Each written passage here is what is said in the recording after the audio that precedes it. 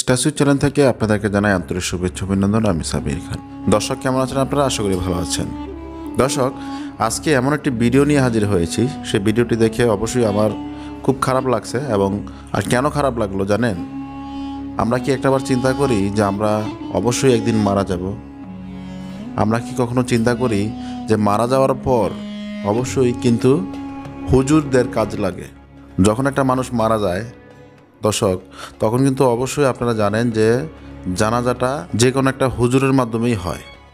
আর আমরা সেই হুজুরকেই কিন্তু অনেক সময় অপমান করে থাকি, বুঝে না বুঝে অনেক ধরনের কথা বলি।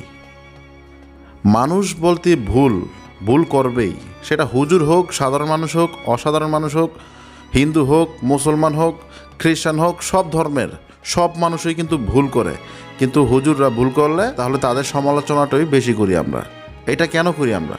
এটা একদম করা ঠিক না। একটা মানুষ যদি কোনো সময় ভুল করে, তাকে ভুল শুধরায় দেওয়ার জন্য যতটুকু চেষ্টা করা দরকার নিজে থেকে, সেই চেষ্টাটা আসলে করা দরকার। যে দেখো, তুমি কিন্তু এই জায়গাটা ভুল করছো, ভবিষ্যতে ভুলটা আর করো না। কিন্তু আমরা কি করি? ওইটা না করে আমরা উল্টাটা করি, তাকে নিয়ে সমালোচনা করি, বিভিন্ন জায়গায় তাকে খারাপ বলি, তার বাপ দাদা 14 গোষ্ঠী যারা আছে তাদেরকে নিয়েও কিছু গালাগালিজ করি। কিন্তু এটা মোটেও ঠিক না। তো দর্শক, এমন একটি হুজুরের ভিডিও নিয়ে আপনাদের সামনে হাজির হয়েছি। অবশ্যই সেই হুজুরের কথাগুলো শুনলে আপনার চোখের পানি ধরে রাখতে পারবেন না। সেই হুজুরের লাইভটি দেখা মাত্রই, যখন আপনি মন দিল দিয়া সম্পূর্ণ ভিডিওটা দেখবেন, অবশ্যই আপনার চোখের পানি চলে আসবে। আপনি চোখের পানি ধরে রাখতে পারবেন না। কেন ধরে রাখতে পারবেন না? চলুন আমরা সরাসরি সেই ভিডিওটাই দেখে আসি, উনি আসলে কি বলতে চাচ্ছে। এমনও লাশের দাফন করেছি, 166 জন লাশের দাফন কার্যে সহযোগিতা করেছি চাঁদপুর আমাদের ইসলামী আন্দোলনের টিম।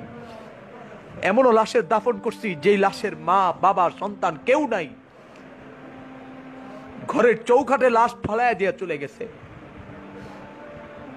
এমনও লাশের দাফন করছি যে লাশের সন্তান ফোন করে বলছে, বাবার লাশ অমুক ঘরে পড়ে আছে,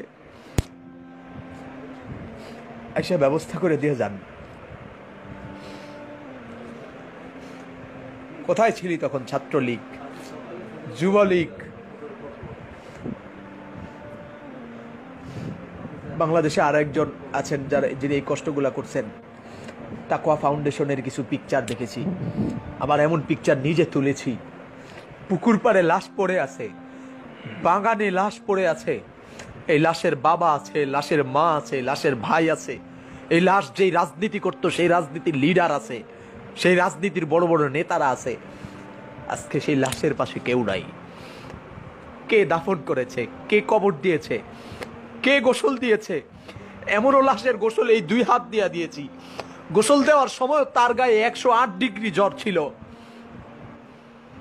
108 ডিগ্রি জ্বর ছিল গোসল দেওয়ার সময়।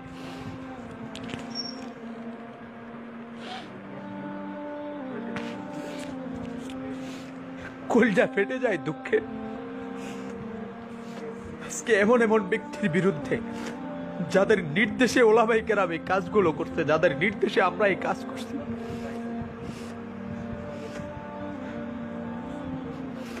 তোমাদের নেতারা আজকে যারা ভাস্কর্যের পক্ষে কথা বলতে গিয়া আল্লামা ফয়জুল করিম আর মামুনুল হক আর বাবুনগরীকে গালি দাও, গ্লাস করা চতুর্মুখী গ্লাস করা রুমের মধ্যে এসি রুমে বসে কোনো কথা বলার প্রয়োজন হইলে কম্পিউটারের মাধ্যমে, মোবাইলের মাধ্যমে ভিডিওতে কথা বলছে, সামনে আসে নাই। কিন্তু প্রতিটা লাশকে কাঁধে করে গোসল দিয়ে আদর যত্ন করে কবরে রেখেছি। কোনো সেবার কমতি ছিল না। আমাদের ঘরেও তো বিবি আছে, আমাদের ঘরেও তো আমাদের মা আছে, আমাদের ঘরে আমাদের বাবা আছে। কোনো বাবা চায় না তার সন্তান অনিশ্চিত ভবিষ্যতের দিকে চলে যাক। কোনো প্রিয়তমা বিবি চায় না তার প্রিয়তম স্বামী অনিশ্চিত গন্তব্যে চলে যাক। যতটি লাশের দাফন আর কাফনে রওনা হয়েছি, বিবি কিছু সময় চুপ ছিল, নীরব ছিল, জবানে বলতে সাহস করে নাই যে জায়েজ না।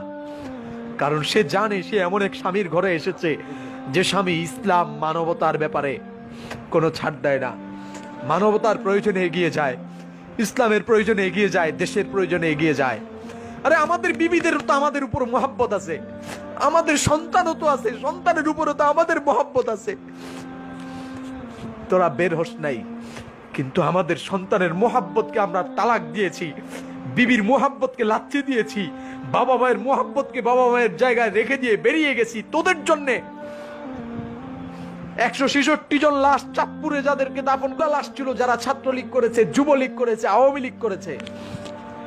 কই আওয়ামী লীগের কোনো নেতাকে তো পাই নাই, যুবলীগের কোনো নেতাকে পাই নাই, ছাত্রলীগের কোনো নেতাকে পাই নাই।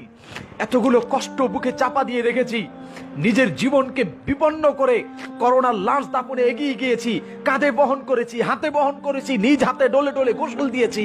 আজকে আমাকে জুতা মারো, আমাকে দেশ থেকে ভাগায়া দিচ্ছ, আজকে আমি মৌলবাদী, আমি রাজাকার, আমি পাকিস্তানি, তো তুমি ভারতকে সমর্থন করার জন্য তুমিও বাংলার অপরাধী, তুমিও যুদ্ধাপরাধী, তুমিও দেশদ্রোহী। একই অপরাধে যদি আমাকে দেশ ছাড়তে হয়, তো এর আগে তোমাকে দেশ ছাড়তে হবে।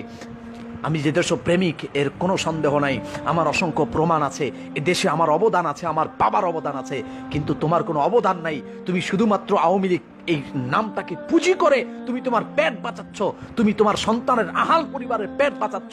এ দেশে তোমার কোনো অবদান নাই, বরং অবদান আছে লুটতরাজ দিক দিয়ে তুমি শ্রেষ্ঠ, ধর্ষণের দিক দিয়ে তুমি শ্রেষ্ঠ, খুন করার দিক দিয়ে তুমি শ্রেষ্ঠ, মানুষের হয়রানি করার দিক দিয়ে তুমি শ্রেষ্ঠ, মানুষের হক নষ্ট করার দিক দিয়ে তুমি শ্রেষ্ঠ। এগুলোর দিক দিয়ে তোমার অবদান আছে। কুল জাল হক ওয়া যাহাকাল বাতিল ইন্নাল বাতিলা কানা যাহুকা।